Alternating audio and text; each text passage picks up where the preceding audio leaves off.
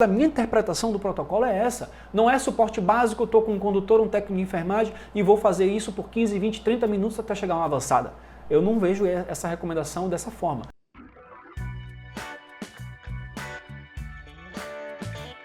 Turma, Dr. Leonardo Clement aqui e vamos lá para o round 2 das atualizações 2018 da American Heart Association nos protocolos de ACLS, Suporte Avançado de Vida em Cardiologia.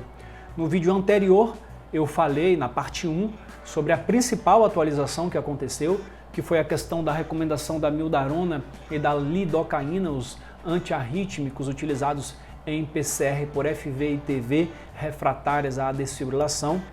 E eu mostrei que a mildarona e a lidocaína hoje em dia têm o mesmo patamar de recomendação. Inclusive, eu trouxe aqui um estudo do New England, um ensaio clínico randomizado que analisou a mildarona, a lidocaína e placebo. Eu vou deixar aqui na descrição o link desse vídeo 1. Foi um vídeo de 20 minutos, por isso que eu decidi dividir em 2 vídeos, para não ficar algo muito longo. E agora, nesse segundo vídeo, nós vamos falar sobre o restante das recomendações que vieram lá nos protocolos de 2018 e também vou comentar sobre as recomendações do protocolo na verdade, as recomendações, as atualizações que foram publicadas no ano passado, em 2017, foram recomendações de suporte básico de vida. Muitas pessoas ainda não entenderam direito essa recomendação.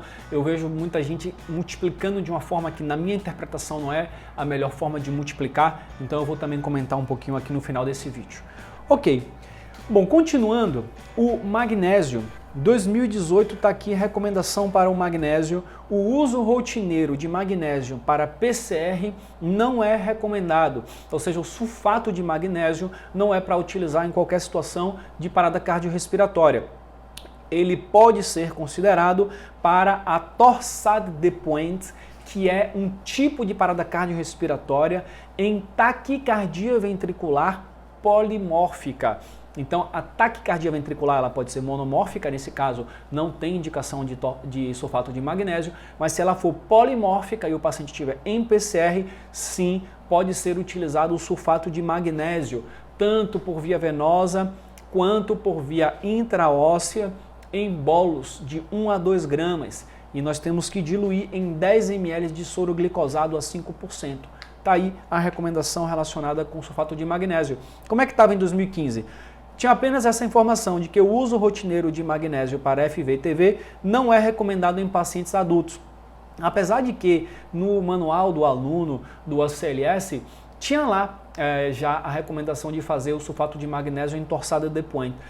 Não sei exatamente por que surgiu essa atualização, essa recomendação, o que é que de fato mudou. Não sei se foi só uma questão de forma de falar, de escrever, mas basicamente essa era uma recomendação que já existia e continua existindo, talvez tenha sido reforçada. Bem, vamos agora para os fármacos antiarrítmicos utilizados imediatamente após o retorno à circulação espontânea, outro grupo de recomendação. 2018, não há evidências suficientes para apoiar ou refutar o uso rotineiro de um beta-bloqueador imediatamente após o retorno à circulação espontânea, no intervalo de até 1 hora. Então não dá para dizer nem que dá para fazer, nem que não dá para fazer.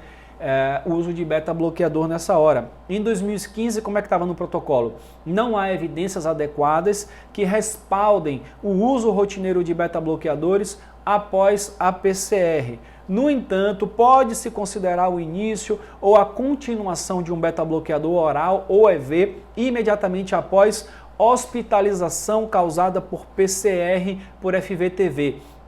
Eu não sei exatamente também, muitas dessas atualizações são muito sutis, não dá para pegar exatamente o que é que eles quiseram dizer por aqui, mas me parece que é uma tendência a dar um passo para trás, de dizer, olha, nós não sabemos se o beta-bloqueador tem benefício ou não, então vamos evitar de usar onde a gente usava. Claro que o especialista que tem um manejo, que vai utilizar por um motivo X, Y ou Z, é diferente do emergencista. O emergencista é quem vai pegar a PCR e vai cuidar dos cuidados pós-PCRs imediatos. Então qual é o recado aqui, na minha visão, para o emergencista? Esqueça fazer beta-bloqueador logo depois da PCR, porque aparentemente não tem nenhum tipo de benefício comprovado em literatura. A lidocaína. Está aqui como lidocaína no título, está errado, é lidocaína. 2018. Estamos falando agora de cuidados pós-PCR, ok? Aqui foi uma recomendação para o cuidado intra-PCR e agora vamos para um cuidado pós-PCR. Eu vou até aproveitar e corrigir logo aqui, ó. Lidocaína. Pronto. Então, lidocaína no pós-PCR. O que é que 2018 diz? Não há evidências suficientes para apoiar ou refutar no uso rotineiro de lidocaína imediatamente. A mesma recomendação do que para o beta-bloqueador. Ah, o paciente voltou da PCR para fazer lidocaína?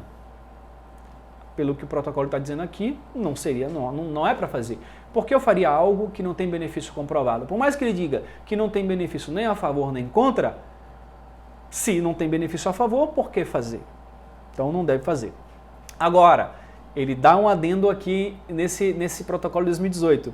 Na ausência de contraindicações, o uso profilático preventivo de lidocaína pode ser considerado em circunstâncias específicas, como durante serviços de transporte aeromédico emergencial, quando o tratamento de FVTV recorrente pode ser desafiador.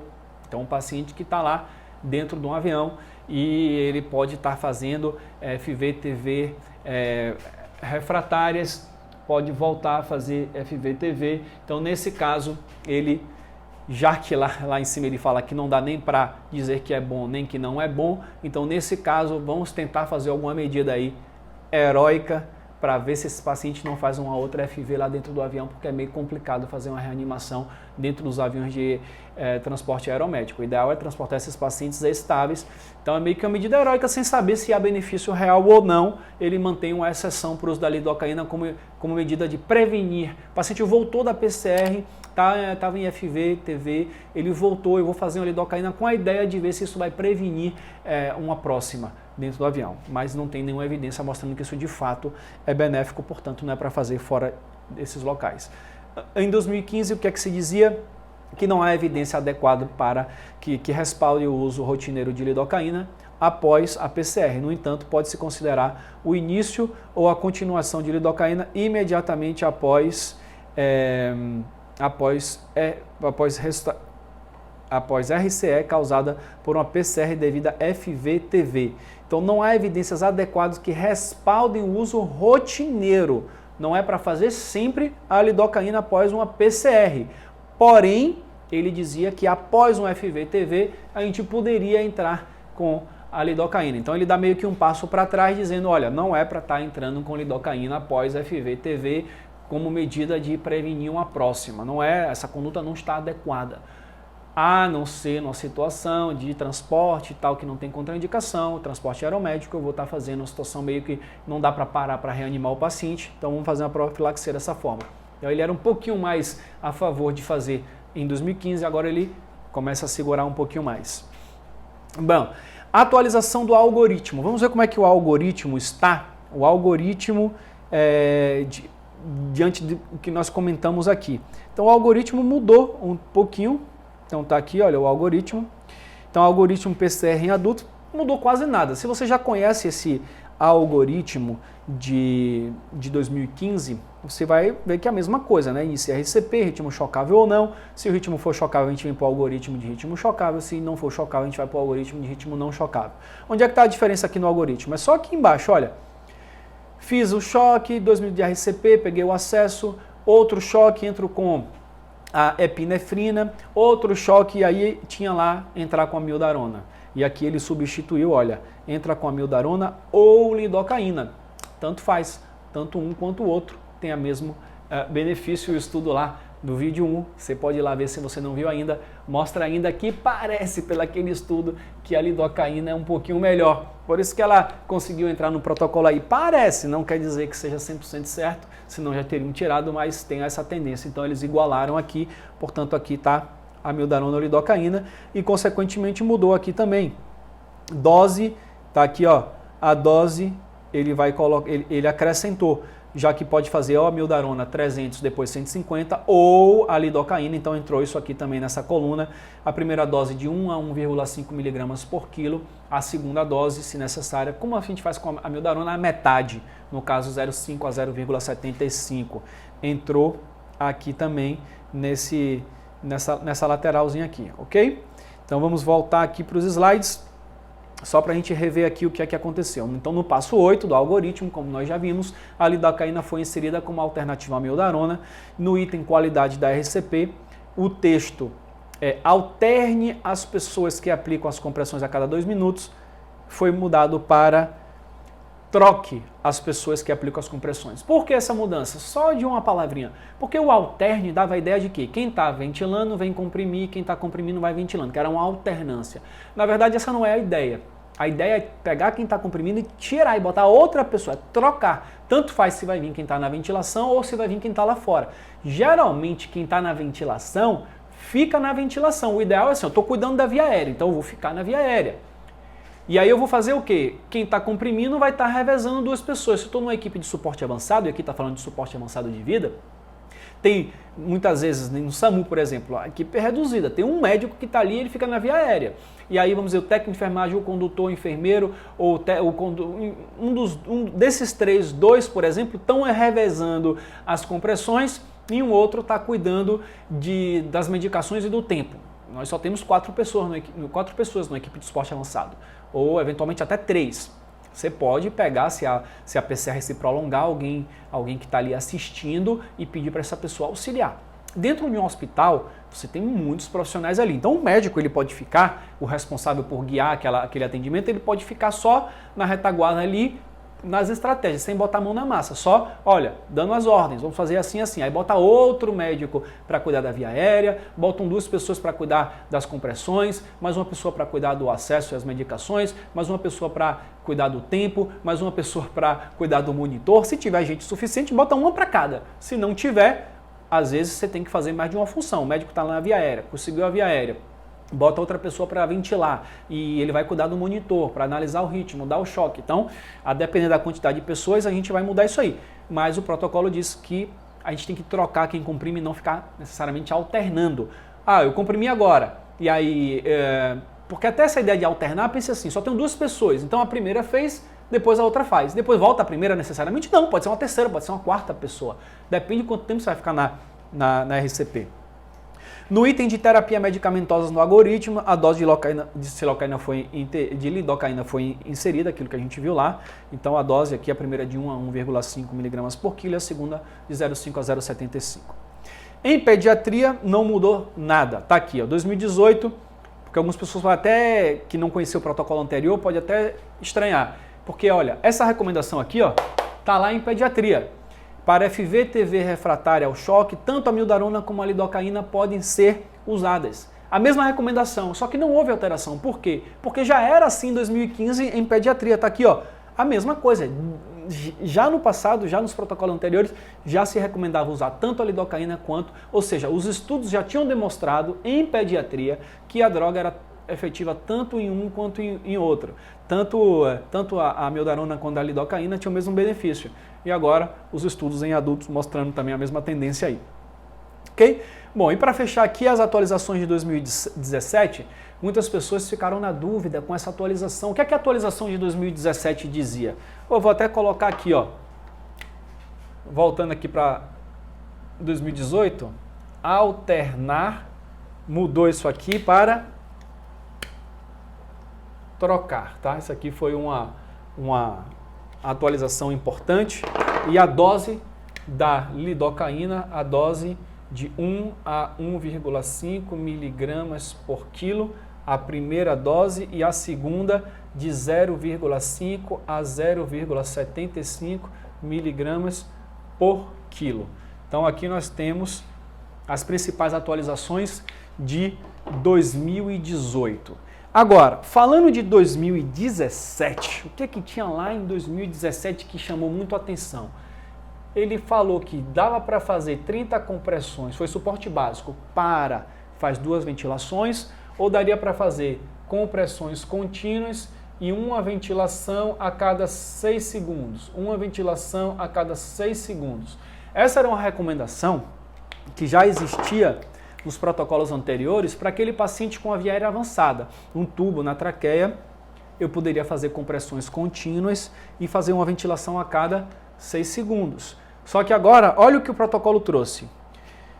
É razoável que antes de colocar uma via aérea avançada, pode ser uma via aérea supraglótica, ou uma máscara laringe, um comitube, etc., ou um tubo traqueal, o profissional de saúde faça RCP com ciclos de 30 compressões e 2 ventilações.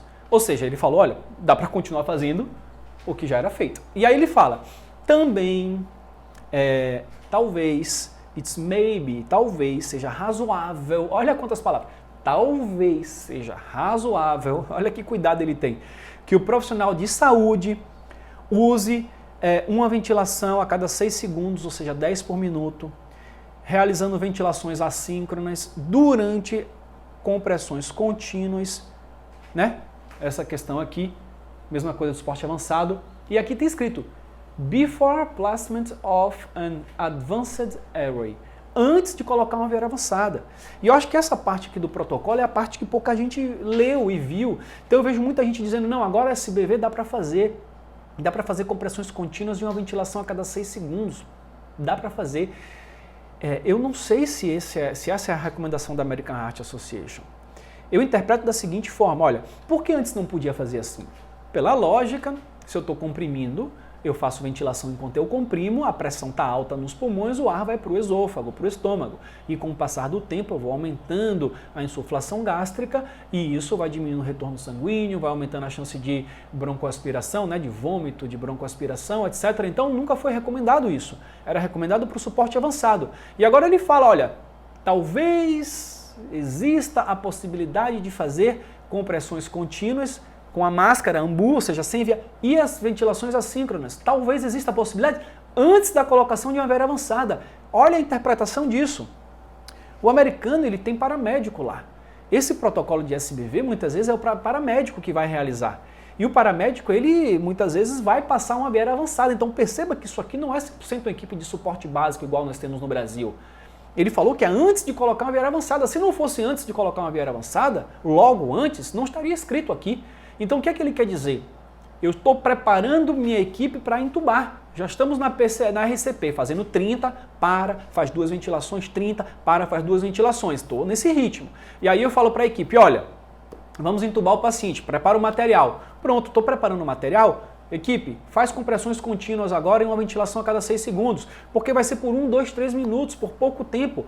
O benefício que eu vou ganhar de fazer compressões contínuas sem interrupção, mantendo um bom fluxo cerebral, mantendo uma boa perfusão cerebral e coronariana, esse benefício vai ser maior do que o prejuízo mínimo de ter feito um pouco de insuflação gástrica durante 1 a 3 minutos, sendo que depois eu vou entubar, pode ser que eu passe um tempo sem comprimir pela dificuldade de entubar, etc. Portanto, antes de colocar uma via aérea avançada, a minha interpretação do protocolo é essa. Não é suporte básico, eu estou com um condutor, um técnico de enfermagem e vou fazer isso por 15, 20, 30 minutos até chegar a uma avançada. Eu não vejo essa recomendação dessa forma.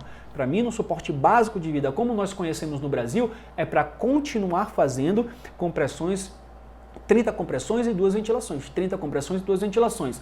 Chegou uma equipe de suporte avançado, de suporte intermediário de vida. Eu optei por colocar uma via aérea avançada, sabendo que essa não é a prioridade nos ritmos chocáveis, principalmente. No início, não é a prioridade no início, mas está tudo caminhando, já estou fazendo boas compressões, já estamos fazendo boas ventilações básicas, já conseguimos pegar um acesso, está tudo direitinho. Vamos fazer agora a via aérea avançada. Ok, turma, então vamos mudar nosso protocolo agora, em vez de 32, vamos fazer compressões contínuas, já começa a ventilar com o AMBU, a máscara, 1 a cada 6, e a gente vai continuar uma vez que pegar a via aérea, que não vai levar tanto tempo assim, porque eu já estava preparando. Entende qual é a diferença na minha interpretação? Então é isso. Basicamente, essa série de 2 vídeos foi para falar sobre as atualizações dos protocolos 2018, relembrando um pouquinho dessa atualização 2017. Se você não viu a primeira parte, está aqui no link, na descrição, tem a questão da mildarona, da lidocaína, do estudo do New England que mostra isso. E espero que você tenha aí aproveitado esses conteúdos. Se você tem alguma dúvida, coloca aqui nos comentários. Se você quiser Até se você discorda, se você tem uma outra argumentação, eu gosto muito de ver isso porque eu aprendo sempre com o que é escrito aqui embaixo, então aproveita essa caixa de comentários para a gente discutir esse tema, qual é a sua opinião em relação a isso. Manda esse vídeo aqui, essa sequência para os colegas para a gente poder discutir, compartilha aí nos grupos de WhatsApp, para a gente poder ter mais pessoas pensando sobre isso, para a gente elevar o nosso padrão de pensamento. Deixa o joinha se você gostou, se inscreve no canal e a gente se vê no próximo vídeo. Um grande abraço, até lá, tchau, tchau.